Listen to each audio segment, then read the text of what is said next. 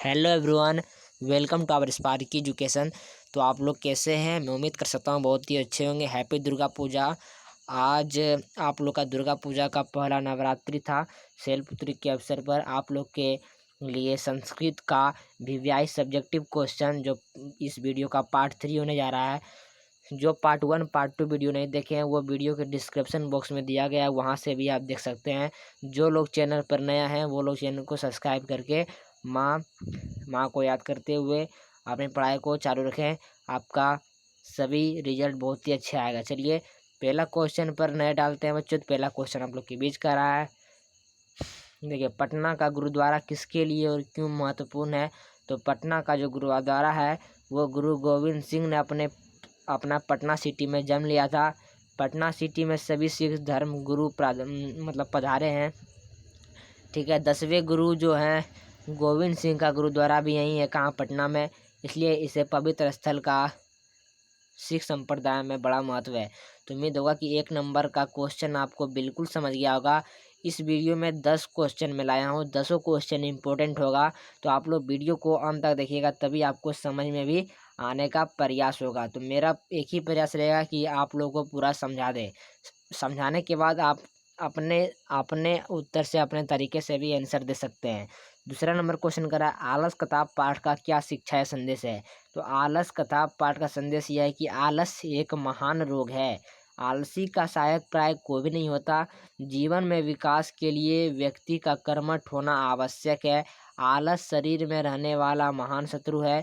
यदि जीवन विकास की इच्छा रखता है तब आलस से त्याग कर उद्यम को प्राप्ति प्रेरित हो। ठीक है, तो उम्मीद होगा कि 2 नंबर भी बहुत क्वेश्चन कह रहा है आलस एक महान रोग है। किसका? शत्रु का।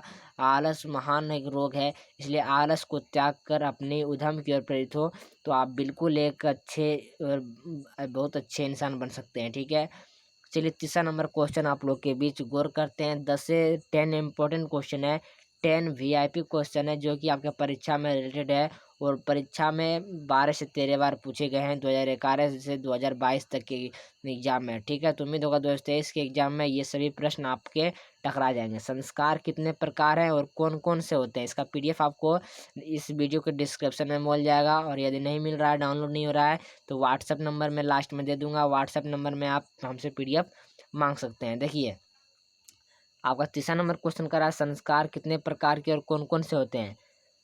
तो संस्कार 16 प्रकार के हैं। इन 16 संस्कारों का मुख्य 5 प्रकारों में बांटा गया है।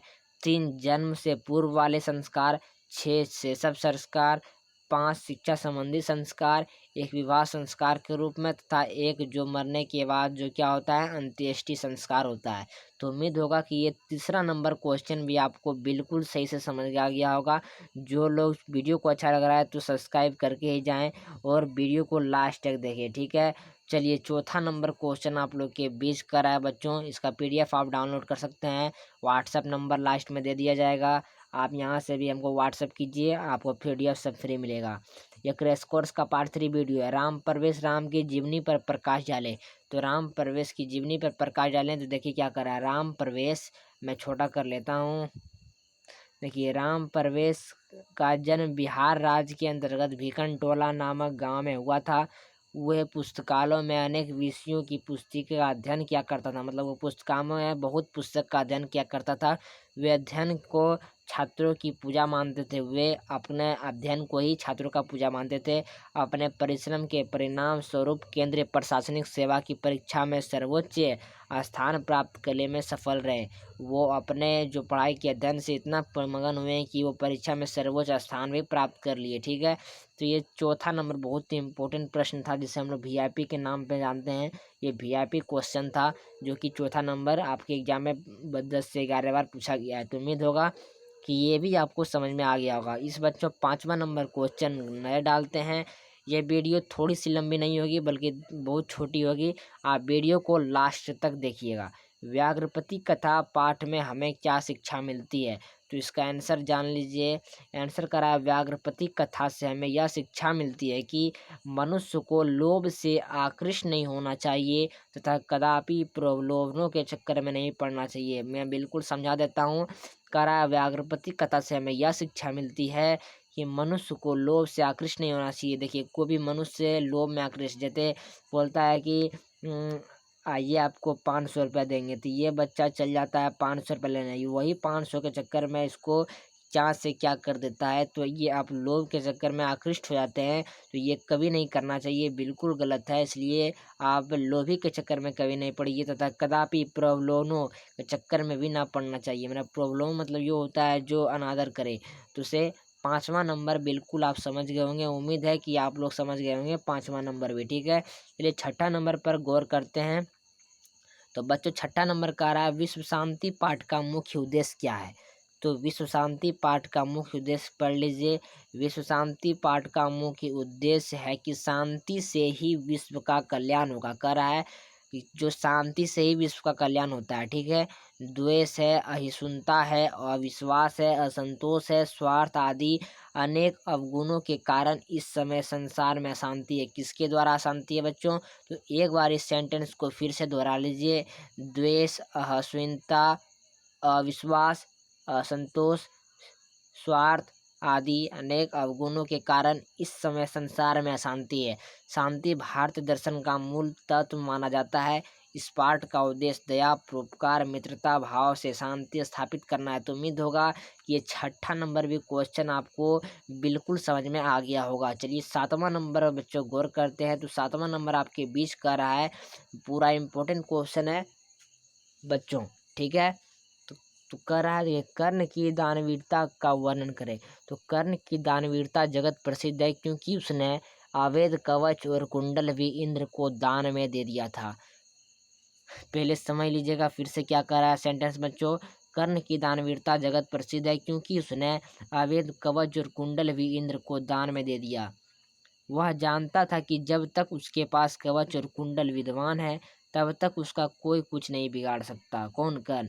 कर्ण को यह आभास हो गया कि कृष्ण ने इंद्र के माध्यम से ही कवच और कुंडल मांगा था, इसलिए कर्ण की दानवीरता जगत प्रसिद्ध थे, ठीक है।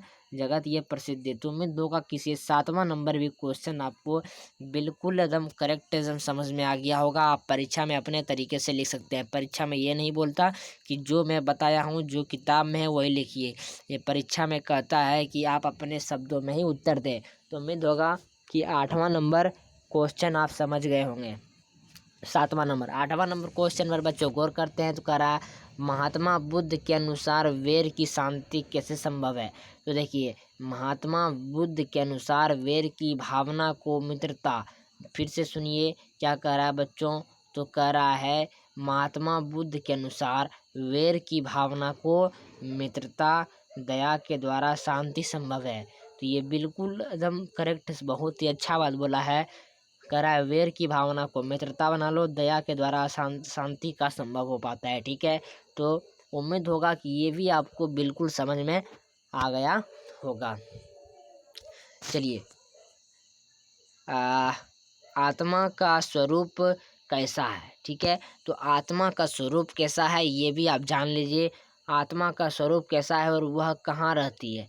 आत्मा का स्वरूप अणु से भी सूक्ष्म है और आत्मा का स्वरूप अणु से भी सूक्ष्म है और वह प्राणी के हृदय रूपी गुफा में रहता है। तो ये भी 9वां नंबर क्वेश्चन आप बिल्कुल क्या कर रहा है, फिर से सुन लीजिए।